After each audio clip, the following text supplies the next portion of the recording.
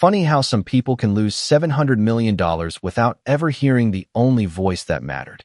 The words were never spoken out loud, but they lingered in the polished air of Collins Dynamics' executive boardroom like a truth waiting for its moment.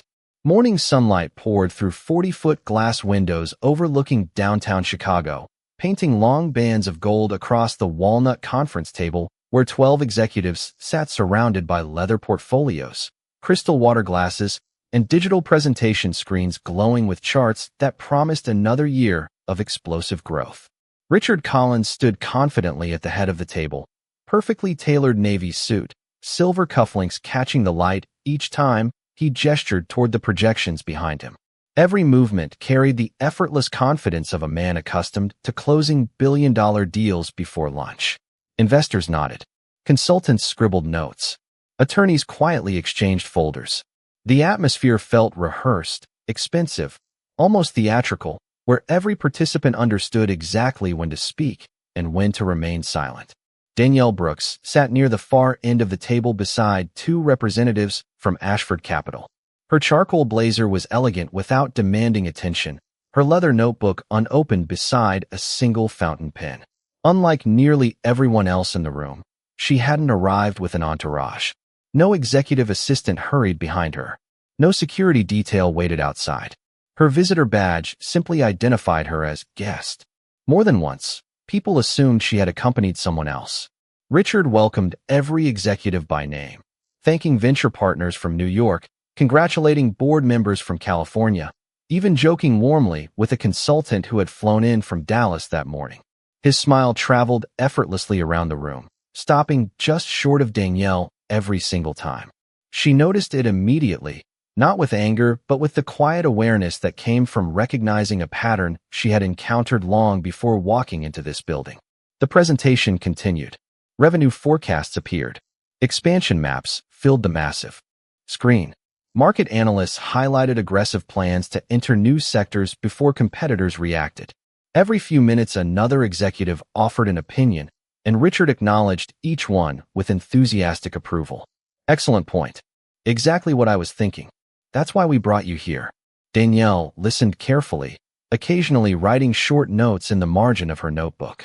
She wasn't searching for flaws. She was measuring judgment. Across the table, one vice president briefly glanced toward her as if expecting her to contribute. Before she could speak, Richard smoothly redirected the conversation toward another senior advisor, never making eye contact with her. It happened once, then again, then a third time. Eventually, the rhythm became impossible to ignore. Danielle remained composed, folding one hand gently over the other while the discussion flowed around her like water moving around a stone. She neither interrupted nor displayed the slightest hint of frustration. She simply observed. Every decision revealed something numbers alone never could. Every overlooked detail quietly assembled another piece of a much larger picture. Nearly 90 minutes passed before Richard stepped away from the display screen and smiled with unmistakable satisfaction. "I'd say we've covered everything important," he announced, looking proudly around the room. Heads nodded in agreement. Laptops began closing. Coffee cups were gathered. The meeting carried the unmistakable energy of success already being celebrated before a single contract had been signed. Then Richard added with a relaxed grin, "Looks like everyone important has had a chance to speak today." The room answered with polite laughter. Danielle slowly lifted her eyes from the notebook resting in front of her. Her expression never changed. She calmly closed the leather cover with a soft click that somehow sounded louder than every confident voice that had filled the room all morning. No one rushed to Danielle Brooks after the meeting adjourned. Conversations formed naturally around people who expected to be noticed. Executives exchanged business cards, attorneys compared schedules, and senior managers congratulated one another on what they believed would soon become the largest funding agreement in the company's history. Danielle remained seated for another few quiet seconds, watching reflections ripple across the glass wall as elevators carried employees between floors hundreds of feet above the Chicago streets below. The room gradually emptied until only the soft hum of climate control and the distant rhythm of polished shoes remained. She reached for her notebook, sliding the fountain pen neatly into its leather loop before placing both inside her briefcase with the same deliberate care she gave every important decision. Nothing about her movements suggested disappointment. If anything, they reflected patience. Experience had taught her that people often revealed their character long before revealing their competence. Outside the boardroom, assistants hurried through wide hallways carrying tablets and coffee trays, while digital displays celebrated the company's ambitious expansion strategy. A young receptionist smiled politely as Danielle walked past, unaware that the quiet guest she had welcomed earlier that morning had spent 2 decades building one of the most respected private investment firms in the country. Danielle returned the smile with genuine warmth before stopping beside a floor-to-ceiling window overlooking the Chicago River. Boats drifted slowly below like white brushstrokes across green water, while sunlight danced against neighboring skyscrapers. She remembered another office years earlier, much smaller, where she had shared a folding desk with 2 colleagues and spent nights reviewing startup proposals because the firm could not yet afford additional analysts. Back then, every entrepreneur received the same opportunity to speak, whether they were seeking $500,000 or $50 million. Respect had always come before revenue. That principle had never changed, even after Ashford Capital grew into a firm managing investments measured in billions instead of millions. A familiar voice interrupted her thoughts. "Ms. Brooks." Danielle turned to see Michael Bennett approaching with measured steps. Ashford Capital Sr. Legal counsel carried a slim portfolio beneath one arm, his expression calm but observant. He had remained silent throughout the meeting, speaking only when procedural questions required legal clarification. "Everything all right?" he asked quietly. Danielle looked once more through the window before answering. "I learned everything I needed to know." Michael followed her gaze toward the skyline. "About the proposal?" Danielle shook her head gently. "About the leadership." Neither of them spoke for several moments. The silence between them carried no uncertainty. It felt like the stillness that settles over a lake before the first breeze changes its surface. Michael finally opened his portfolio and removed a folder marked with Ashford Capital's embossed seal. Inside rested the unsigned investment authorization prepared weeks earlier after months of financial review, operational analysis, and careful negotiation. $700 million. The agreement had been awaiting only one final approval before execution. Michael held the folder without opening it. "Would you like me to prepare the authorization for signature?" Danielle's eyes rested briefly on the familiar document before she closed the portfolio herself with quiet confidence.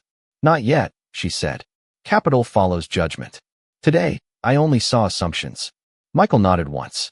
No surprise crossed his face because he understood exactly what she meant.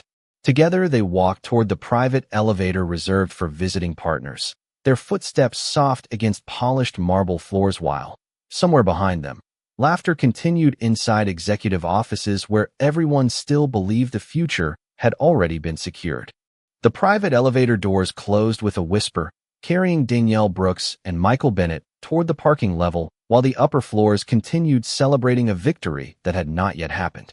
At the same moment, Richard Collins stood near the boardroom windows with a crystal glass of sparkling water in his hand, smiling as members of his executive team surrounded him with congratulations. The atmosphere felt lighter than it had all morning. Years of planning finally appeared, ready to transform into reality. $700 million would allow Collins Dynamics to expand manufacturing across 3 additional states, accelerate artificial intelligence development, and acquire 2 promising competitors before the end of the fiscal year.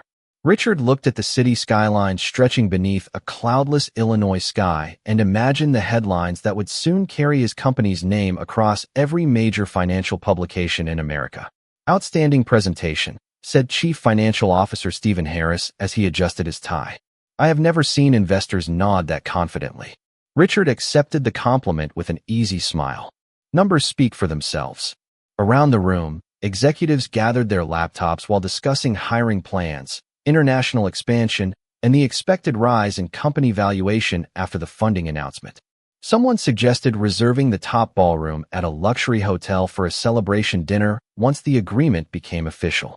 Another executive joked that they should begin interviewing candidates for several new vice president positions because growth at this scale would require a much larger leadership team. Confidence spread through the room almost like warm sunlight filling every corner. Nobody questioned whether the investment would arrive. They only debated how quickly it could be deployed.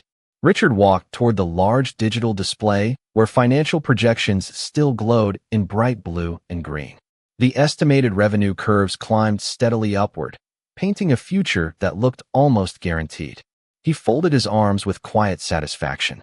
Ashford Capital knows opportunity when they see it, he said. Their due diligence has taken months. They would not come this far unless they intended to close. Several heads nodded immediately. The assumption sounded perfectly reasonable. After all, teams from both organizations had exchanged documents, completed compliance reviews, and coordinated legal drafts for nearly 6 months. Everything appeared settled. Everything except a signature. Near the back of the room, Emily Carter, the youngest member of the corporate strategy team, hesitated before speaking. She had spent most of the meeting taking notes rather than offering opinions. Sir, she began carefully, there was one thing I noticed. Richard looked toward her with polite curiosity. Go ahead. Emily glanced briefly around the room before continuing. The woman from Ashford Capital barely spoke today. Richard shrugged. Not everyone at those meetings has decision-making authority. Maybe, Emily answered softly. But she looked like someone who expected to be heard. A few executives exchanged amused smiles. Stephen chuckled lightly. Emily, every investment group brings observers. Richard dismissed the thought with an easy wave of his hand. Exactly.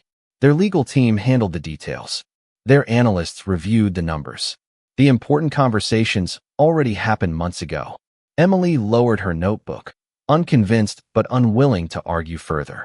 Through the wide glass wall, the sunlight had shifted, casting longer shadows across the conference table where one chair remained slightly pulled away from its place.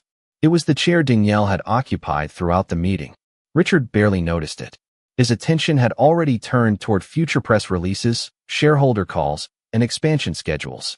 Somewhere deep inside the building, printers continued producing contracts that everyone assumed would soon become history. No one in the room realized that the only signature capable of unlocking $700 million had quietly stepped into an elevator several minutes earlier, carrying with it not only extraordinary financial power, but the final judgment no spreadsheet could ever predict. Late that afternoon, Danielle Brooks arrived at Ashford Capital's headquarters overlooking the Hudson River, where the quiet confidence inside the building stood in sharp contrast to the celebration still unfolding hundreds of miles away in Chicago. Analysts moved through bright hallways carrying market reports while large monitors displayed live financial data from exchanges around the world. The atmosphere was calm, disciplined, almost understated. Success here was measured less by excitement than by careful judgment. Danielle walked past familiar faces who greeted her warmly before entering a conference room where the investment committee had already assembled. Around the polished oak table sat 6 senior partners, each with years of experience evaluating opportunities worth hundreds of millions of dollars. A digital screen displayed Collins dynamics across the top of the agenda, followed by months of research, financial modeling, operational reviews, and legal summaries. The recommendation column still read approved, pending final authorization. Daniel Foster, chairman of the investment committee, looked up as Danielle entered. Good meeting, he asked. Danielle placed her briefcase beside her chair before answering. Very informative. Several partners smiled, assuming she was referring to the company's financial outlook. Daniel tapped the folder lightly. Unless you discovered something unexpected, I believe we are prepared to move forward tomorrow morning. Danielle remained standing for a brief moment. Sunlight streamed through the windows behind her, casting soft reflections across the conference table while the city skyline shimmered beyond the glass. She slowly opened her notebook, revealing only a handful of carefully written observations. There were no comments about revenue forecasts, debt ratios, or projected earnings. Instead, every note focused on leadership, decision-making, and organizational culture. She looked around the room before speaking. The numbers remain strong, she said calmly. The market opportunity is real. Their engineering teams are exceptional. Their long-term potential is impressive. Several committee members nodded. Those conclusions matched months of research. Danielle paused before continuing. But I am no longer confident in the leadership receiving our capital. The room grew noticeably quieter. Daniel folded his hands. Explain. Danielle described the meeting exactly as it had unfolded. She spoke without emotion, never exaggerating a detail or assigning motives she could not prove. She explained how ideas had been welcomed from nearly every participant except one. She described repeated interruptions, assumptions about authority, and the complete absence of meaningful engagement with someone representing the very organization providing the proposed funding. She emphasized that no single comment alone would justify changing a recommendation. It was the consistent pattern that concerned her. Leadership reveals itself under ordinary circumstances, she said. When respect depends on appearances instead of preparation, eventually those same assumptions influence hiring, partnerships, customer relationships, and strategic decisions. Silence settled across the room. One partner slowly removed his glasses, considering her words. Another reviewed notes from previous executive interviews, searching for anything that might support her observations. Daniel finally asked the question everyone had been considering. Do you believe this represents a business risk? Danielle answered without hesitation. Yes. Financial statements tell us how a company performed yesterday. Leadership behavior tells us how it will perform tomorrow. No one interrupted. Outside, late afternoon lights softened against the windows while the distant sound of ferry horns drifted across the river. Daniel reached for the investment authorization resting at the center of the table. The signature page remained blank. He looked toward Danielle, knowing that under Ashford Capital's governance structure, the final approval belonged to the managing partner leading the transaction. The room waited quietly as Danielle rested one hand on the unopened document, her expression thoughtful, composed, and unmistakably certain that the most important decision of the entire process had only just begun. Daniel Foster slowly slid the unsigned authorization away from the center of the table, the heavy paper making only the faintest sound against polished wood. No one reached for it. Months of financial modeling, legal reviews, market analysis, and executive interviews had all pointed toward approval. Yet the room understood that numbers alone had never defined Ashford Capital's investment philosophy. Character carried weight that spreadsheets could not measure. Daniel looked directly at Danielle Brooks. If we pause this transaction, there will be questions, he said evenly. Danielle nodded. There should be. Around the table, the remaining partners quietly reviewed their notes once more. Every financial indicator still supported the opportunity. Revenue projections remained attractive. Product innovation remained impressive. Customer demand continued growing across multiple sectors. Nothing about the business itself had suddenly become weaker. The only new information had arrived inside a conference room where respect had been distributed unevenly. One senior partner leaned forward thoughtfully. Do you believe this can be corrected with another meeting? Danielle considered the question carefully before answering. Leadership habits are rarely accidents. They are routines.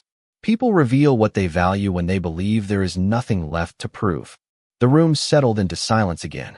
Outside the windows, the afternoon sun reflected across the Hudson River in ribbons of gold, while inside, the atmosphere remained calm, almost reflective. There was no frustration, no raised voices, only experienced professionals weighing consequences that extended far beyond a single transaction. Daniel finally reached a decision. He closed the investment file and turned toward Michael Bennett. Please prepare a formal withdrawal notice effective immediately. Michael acknowledged the instruction with a single nod before opening his laptop. His fingers moved steadily across the keyboard as the legal language appeared line by line. Every sentence was precise. Every clause had been reviewed countless times for situations exactly like this. Danielle watched quietly, neither satisfied nor disappointed. She simply accepted the responsibility attached to the authority she had been entrusted with years earlier. 20 minutes later, the completed document rested before her. At the bottom of the final page waited a single signature line beneath the words Managing Partner, Ashford Capital. Danielle picked up her fountain pen. The room remained completely still. Even the quiet tapping of keyboards elsewhere outside the conference room seemed to disappear. She signed her name in one smooth motion, closed the pen, and handed the document back to Michael. Please send it now. Immediately, he replied.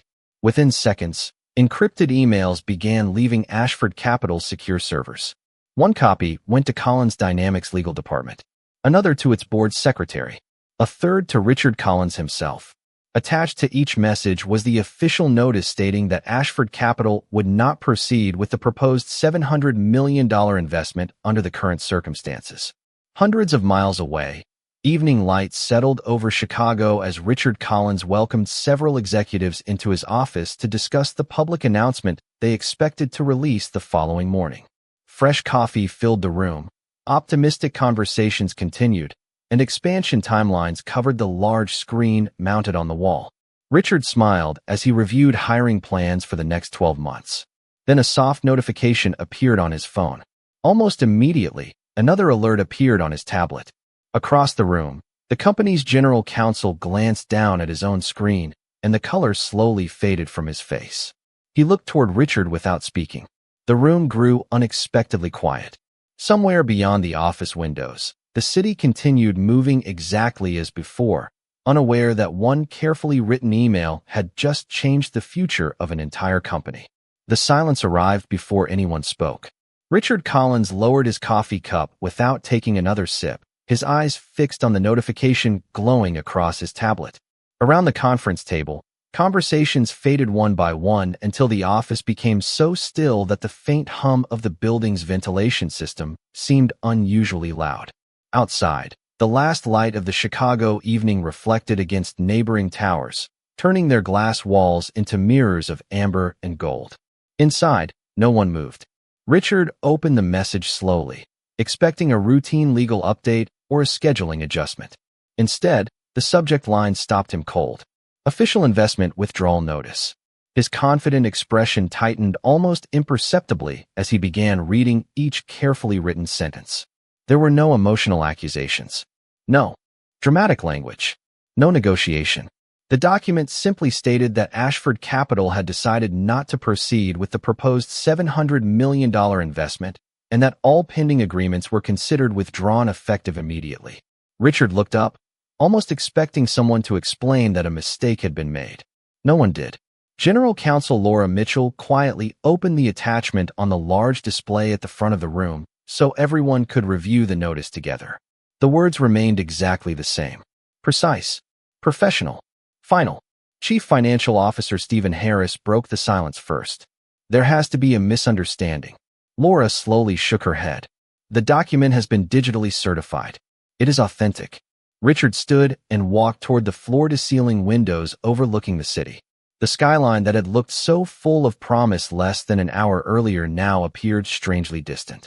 Thousands of office lights flickered across downtown Chicago while traffic flowed steadily beneath them, completely unaware that one corporate decision had quietly altered the future of a company preparing for its biggest expansion. Richard rested one hand against the cool glass. "Call Ashford Capital," he said without turning around. Stephen immediately reached for his phone.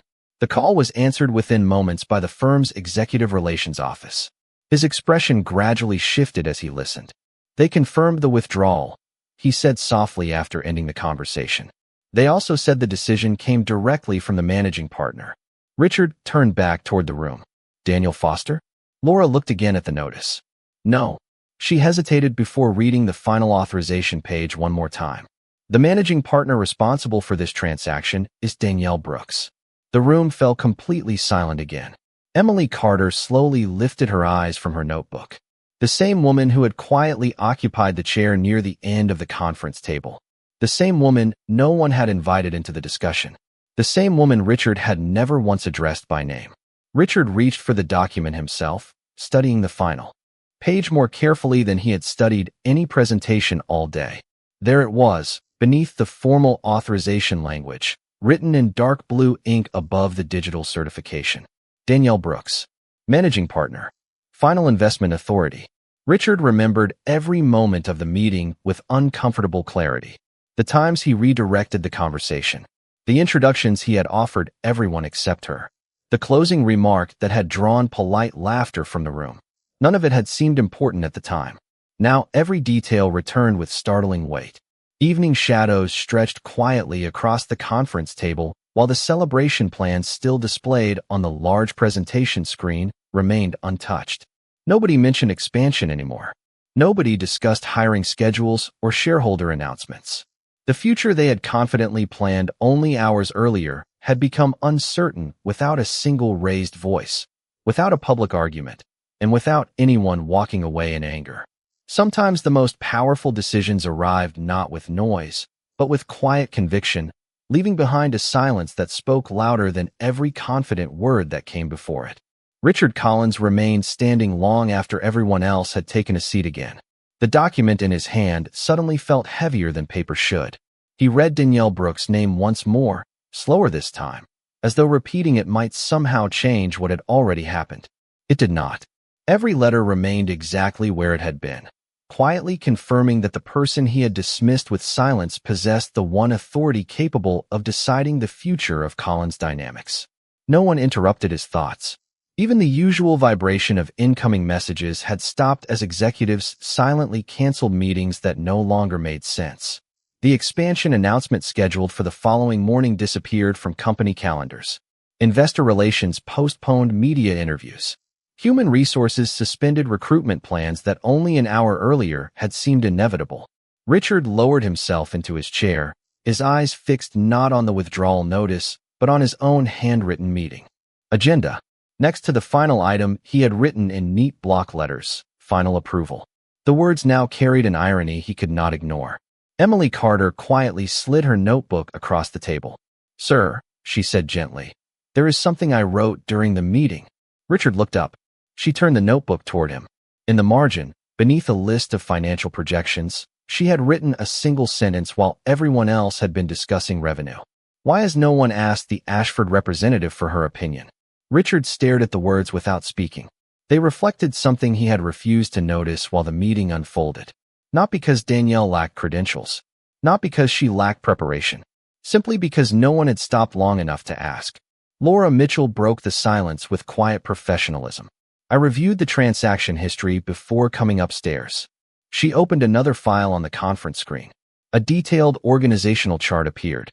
Danielle Brooks' biography filled the display beside Ashford Capital's executive leadership structure. Managing partner, 23 years in private equity, former corporate restructuring advisor, led investments exceeding $12 billion over the last decade. Recognized repeatedly among the nation's most influential institutional investors. Richard slowly looked up at the photograph displayed beside her profile. It was the same composed face that had sat only a few feet away throughout the meeting, listening patiently while everyone else spoke over the opportunity to hear her. Stephen Harris exhaled quietly. "We never even requested introductions from every attendee." Laura nodded. "We assumed we already knew who mattered." The sentence settled over the room with uncomfortable honesty. Richard closed his eyes briefly, replaying each moment from earlier that day. Danielle waiting politely before attempting to contribute. Danielle quietly lowering her hand when someone else was acknowledged instead. Danielle closing her notebook after his final remark. There had been no confrontation, no visible frustration, only dignity. That realization unsettled him more than anger ever could have. If she had argued, perhaps he could have defended himself. If she had protested, perhaps he could have explained. Instead, she had simply observed, reached a conclusion, and acted according to principles that required no public performance. Richard stood once more and walked toward the darkened boardroom where the morning meeting had taken place. The chairs remained exactly where everyone had left them. One seat near the end of the table was still slightly pulled away, untouched since Danielle had quietly risen to leave. Evening light had faded now, leaving only the soft glow of recessed ceiling fixtures reflecting across polished wood. Richard rested his hand lightly on the back of that empty chair. For the first time in years, he understood that the greatest cost of arrogance was not embarrassment. It was the opportunities that disappeared without ever asking for a second chance. The following morning arrived wrapped in pale winter sunlight that spilled across Manhattan like a quiet promise.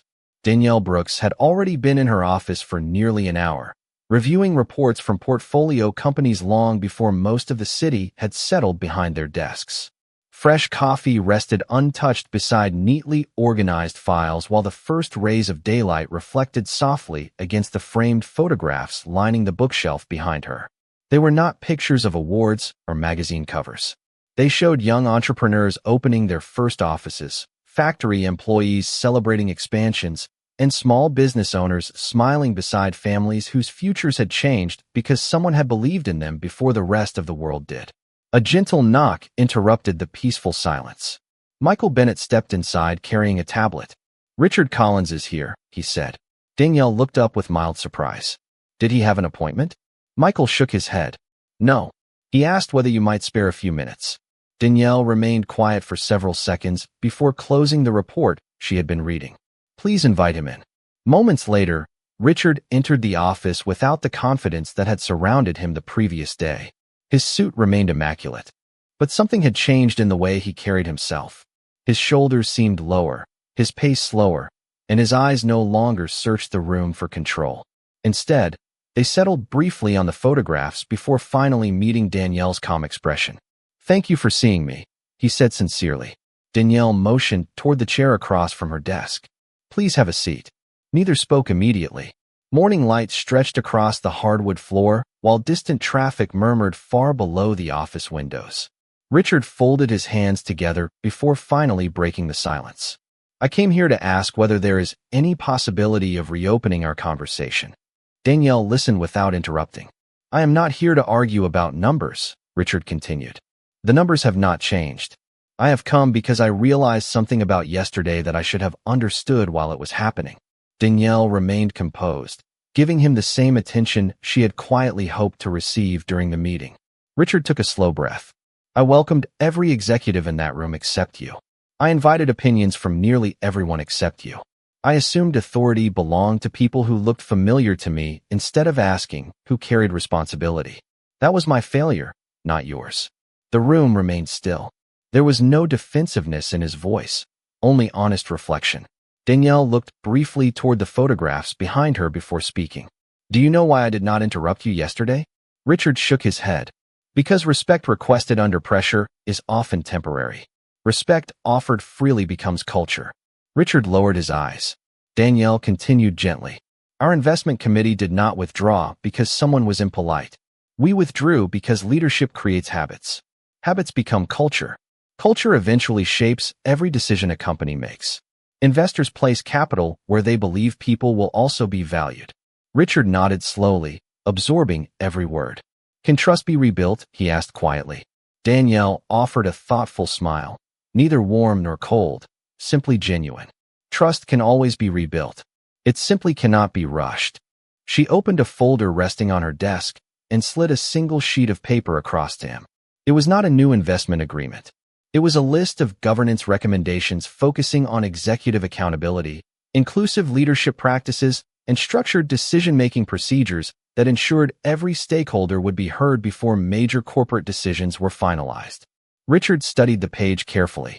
When he looked up again, Danielle's expression had not changed. "Whether Ashford Capital ever invests again is a decision for another day," she said softly. "But regardless of where our capital goes, I hope your leadership grows first.